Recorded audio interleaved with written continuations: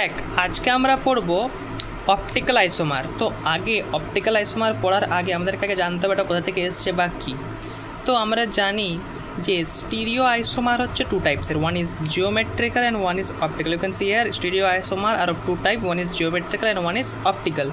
So first we have to know what is stereo isomer. That's why I have written the concept of stereo isomer. That stereo isomers are molecules with same molecular formula and connectivity of atom but different 3D arrangement. মানে কি যে stereo isomer হচ্ছে এমন একটি molecule যার molecular formula same, যেমন দেখো C3H10 molecular formula same বা অ্যান্ড কানেক্টিভিটি অ্যাটমটাও সেম কানেক্টিভিটি, এটাও এন-বিউটেন এটা আইসোবিউটেন, মানে এই যে বিউটেন এটা connectivity atom same but differ in 3D arrangement. কিন্তু যে অ্যারেঞ্জমেন্টটা দেখতে হচ্ছে যে ত্রিমাত্রিক, এখানে তো ত্রিমাত্রিক অ্যারেঞ্জমেন্টটা করিনি, বাট এর যে স্ট্রাকচারটা হয় এরকম অ্যাটম থাকে এরকম এরকম যে একটা স্ট্রাকচার হয় ত্রিমাত্রিক, সেই যে স্ট্রাকচারটা কি 3D স্ট্রাকচারটা কী হয় ওটা হয় সেম হয়, বুঝলে। ওটা তো 2D প্লেনে আঁকা সম্ভব নয়, তার জন্য দেখালাম না, বাট দেখতে পাচ্ছ এই যে স্ট্রাকচার এটা, এই যে স্ট্রাকচার এটা সেম। তো আগে জানতে হবে স্টিরিও কেমিস্ট্রি কি। স্টিরিও ওয়ার্ডটা যে এসছে, স্টিরিও ওয়ার্ডটা মানে study of 3D arrangement of atom in molecules. দেখো স্টিরিও শব্দটার মানেই হলো 3D বা থার্ড ডাইমেনশনাল। তো যেগুলো সবের ত্রিমাত্রিক, যেটা মানে হাইটও আছে ত্রিমাত্রিক, সেই ত্রিমাত্রিকের যে সজ্জাবিন্যাস মানে কি একটা অ্যাটমের তো একটা সজ্জাবিন্যাস হয়, তো মলিকুলসের মধ্যাকার অ্যাটমের ত্রিমাত্রিক সজ্জাবিন্যাস নিয়ে যে গবেষণা করা হয় বা কেমিস্ট্রির যে ব্রাঞ্চ অফ স্টাডি সেটা হচ্ছে স্টিরিও কেমিস্ট্রি। তো স্টিরিও কেমিস্ট্রি থেকে এসেছে স্টিরিও আইসোমার এই টপিকটা। স্টিরিও আইসোমার আর two type, one is geometrical isomer, one is optical isomer. তোমরা ক্লাস 10-এ জিওমেট্রিক্যাল আইসোমার পড়েছো, তো আজকে আমরা পড়বো 11-এর একটা নতুন কনসেপ্ট, যেটা হচ্ছে অপটিক্যাল আইসোমার। আমি পরবর্তীকালে জিওমেট্রিক্যাল আইসোমারের ভিডিও আনবো, তবে অপটিক্যাল আইসোমার যেহেতু 12-এও আছে, 11-এর একটি বহুত ইম্পর্টেন্ট টপিক, কারণ যদি অপটিক্যাল আইসোমারটা তোমরা ভালোভাবে বুঝে যেতে পারো তাহলে 12-এও তোমরা ভালোভাবে করতে পারবে। আইআইটি যেইতে প্রায় কোয়েশ্চেন আছে এই টপিকটা থেকে, বেশিরভাগ কোয়েশ্চেন আমরা দেখতে পাচ্ছি অপটিক্যাল আইসোমার থেকে কোয়েশ্চেন আছে।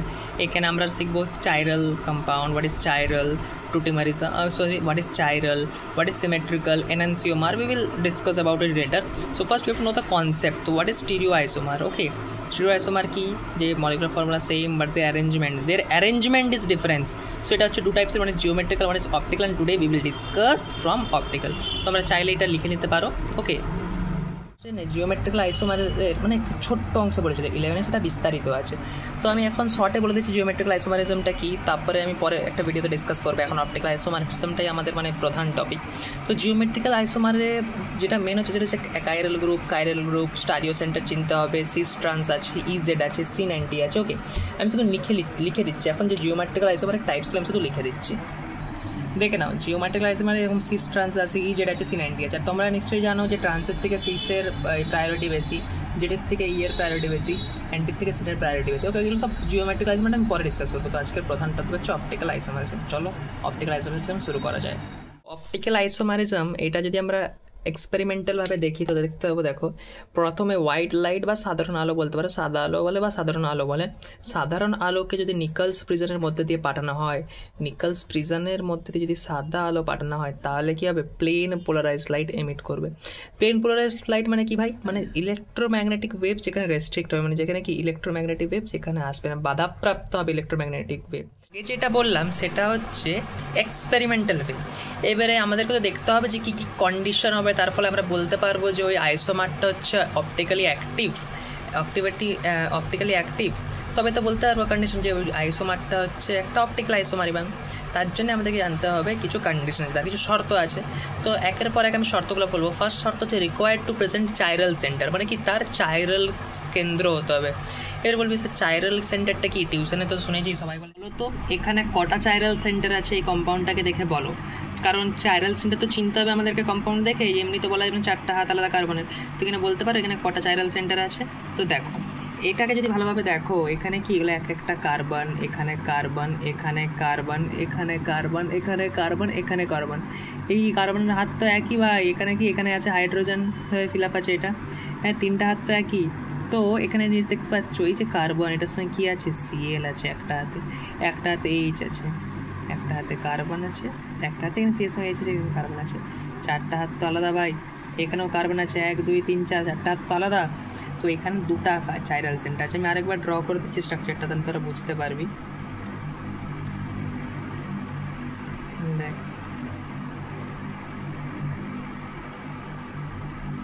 দেখ Cl H OH। দেখ এইটা একটা চাইরাল সেন্টার হবে, এটা একটা চাইরাল সেন্টার, আর এটা একটা চাইরাল সেন্টার। তাহলে এখানে টোটাল কটা আছে? দুটা চাইরাল সেন্টার আছে, দুটা চাইরাল সেন্টার। ওকে, দুটা চাইরাল সেন্টার। কটা চাইরাল সেন্টার আছে? দুটা। ওকে, এই দুটো, এইটা আর এইটা। বলতে হবে যে কটা চাইরাল সেন্টার আছে, ঠিক আছে। দেখো একটু আগে চাইরাল সেন্টার দেখালাম, সেখানে কি যে chiral centre is a sp3 carbon atom where 4 different groups are attached. Okay, 4 different group attach হতে হবে।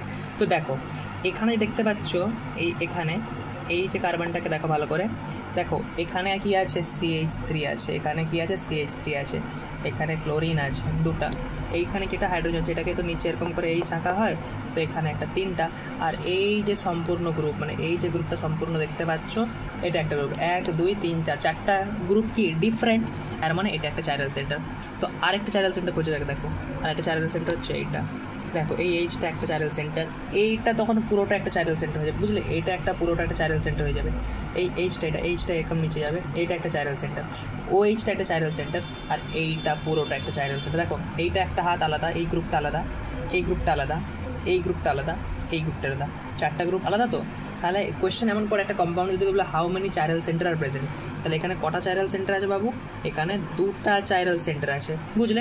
এবারে কেউ বলবে দাদা এইটাও চাইরাল সেন্টার হতো, কিন্তু না, দেখো এখানে নিচে হাইড্রোজেনটা আছে, এই হাইড্রোজেনটাকে যদি আমি মুছে দিই, এই হাইড্রোজেনটার নিচে আছে, তুমি বলবে এই একটা, এইটা পুরাটা একটা দুটা, বাট CH3 এখানেও আছে, CH3 এখানেও তো আছে, চারটা হ্যান্ড ডিফারেন্ট হলো, চারটা হ্যান্ড ডিফারেন্ট হলো না, এখানে দুটা চাইরাল সেন্টারই আছে। এরকম কোশ্চেন পড়ে, how many chiral centre are present. Question এখানে কটা চাইরাল সেন্টার প্রেজেন্ট আছে? তো দেখো তোমরা প্রথমে নিজেরা ট্রাই করো, ভিডিওটা পজ করে, তারপরে দেখো আমি বলছি। এখানেও দুটো চাইরাল সেন্টার প্রেজেন্ট আছে, কী করে আমি দেখাচ্ছি। দেখো এই কার্বনটাকে ফোকাস করো, এই যে কার্বনটা, দেখো এই হ্যান্ড, এটা একটা হ্যান্ড পুরো, এটা একটা, এইটা একটা, এটা একটা, এটা একটা। দেখো চারটা গ্রুপ আলাদা, তো চারটা গ্রুপ তো এক নয়, চারটা গ্রুপ তো আলাদা। এবারে বলবো এইটা, দেখো এটা CH3 একই হয়ে যাচ্ছে, এটা হবে না, এইটা একটা, ঠিক আছে। তো এইটা একটা হচ্ছে, এটা একটা চাইরাল সেন্টার, এটা আরেকটা। দেখো আরেকটা, এই কার্বনটাকে ফোকাস করো, দেখো নিচে একটা হাইড্রোজেন, এইটা উপরে NH3 গ্রুপ, এইটা পুরোটা একটা গ্রুপ, এটা পুরোটা একটা গ্রুপ, আর এখানে একটা গ্রুপ। দেখো 1 2 3 4, ঠিক আছে, এটাও একটা চাইরাল সেন্টার। তো এখানেও কটা চাইরাল সেন্টার আছে? There are 2 chiral centre, 2 chiral centre, 2 chiral centre is present.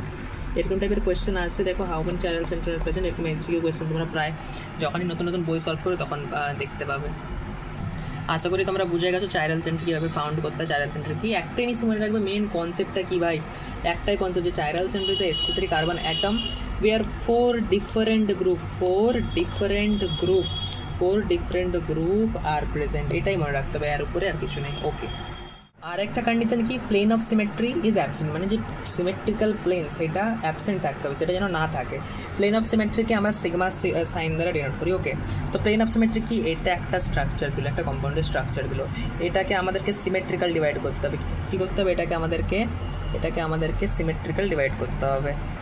এই দেখো প্লেন অফ সিমেট্রি টানলাম, এটা কি, এটা হচ্ছে সিগমা, প্লেন অফ সিমেট্রি টানলাম আমি, তাহলে কি দেখলাম, দেখো উপরে যেটা আছে, দেখো COH HOH, নিচেও কি সেম আছে, প্লেন অফ সিমেট্রি দেখতে পাচ্ছ, এটা কি, এটা হচ্ছে সিমেট্রিক্যাল মানে কি, ইকুয়াল টু হাফস, আমি ইকুয়াল টু হাফসে ডিভাইড করতে পারি। ইকুয়াল টু হাফসে ডিভাইড করা মানে কি, অপটিক্যালি ইনঅ্যাক্টিভ, কারণ দেখো আমরা কিসের কন্ডিশন পড়ছি, আমরা পড়ছি অপটিক্যাল অ্যাক্টিভিটির কন্ডিশন, তাহলে কি বেরাবে, এটা অপটিক্যাল ইনঅ্যাক্টিভ বেরাবে।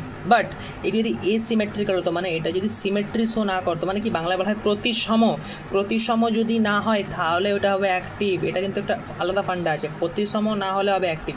তো এটা মনে রাখার নিয়ম আছে কি, এসিমেট্রিক্যাল এ থেকে অ্যাক্টিভ, এ থেকে এসিমেট্রিক্যাল। যদি অপ্রতিসম হয়, মানে এরকম ইকুয়াল টু হাফসে ডিভাইড না হয়, তাহলে ওটা হবে অপটিক্যালি অ্যাক্টিভ, আর যদি ইকুয়াল টু হাফসে হয়ে যায় দ্যাট ইজ অপটিক্যালি ইনঅ্যাক্টিভ।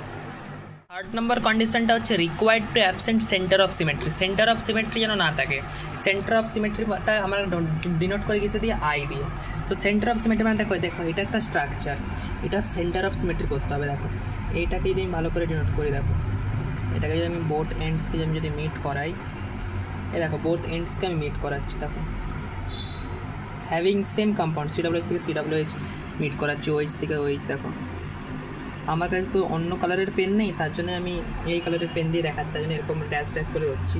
এবার দেখো দেখতে পাচ্ছ, আগের তো ভিডিওটা দেখলে তোমরা আগে কম্পাউন্ডে কেমন ছিল। এবার দেখো এটা যদি দেখো, এটা এর সঙ্গে মিট করেছে একটা পয়েন্টে, দেখো হাইড্রোজেনের সঙ্গে হাইড্রোজেন মিট করেছে একটা পয়েন্টে, হাইড্রক্সির সঙ্গে হাইড্রক্সি মিট করেছে একটা পয়েন্টে। এই যে পয়েন্টটা, এই পয়েন্টটা তো সব মিট করছে, দেখো এই পয়েন্টে তো সব মিট করেছে। That is I, that is I. I মানে কি বাবা? আই মানে হচ্ছে সেন্টার অফ সিমেট্রি। এখানে কি সেন্টার অফ সিমেট্রি কি আছে? এখানে সেন্টার অফ সিমেট্রি প্রেজেন্ট আছে, এখানে সেন্টার অফ সিমেট্রি প্রেজেন্ট আছে, কিন্তু সেন্টার অফ সিমেট্রি যেন অ্যাবসেন্ট থাকে, মানে এটা কি হবে?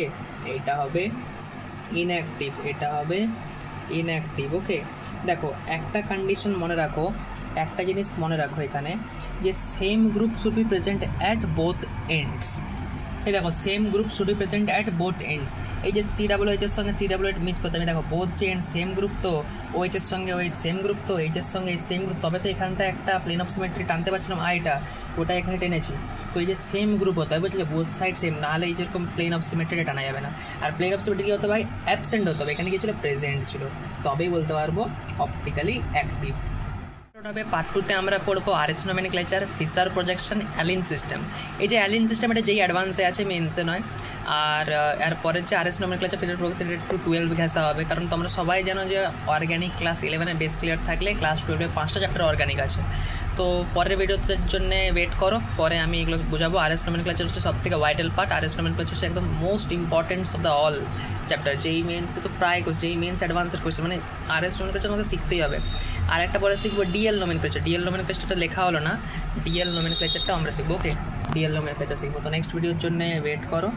তো এগুলো সব শেখা হবে, ডিএস নোমেনক্লেচার। ওকে, তার জন্যে বাই বাই। আর কোনো প্রবলেম হলে তোমরা লিখতে পারো কমেন্টসে, আমি যথেষ্ট হেল্প করবো। আর PDF দেখতে পারো, বা আমার ডিসক্রিপশনে সমস্ত আরও বোঝানো আছে। So thanks for watching, next ভিডিওতে দেখা হচ্ছে।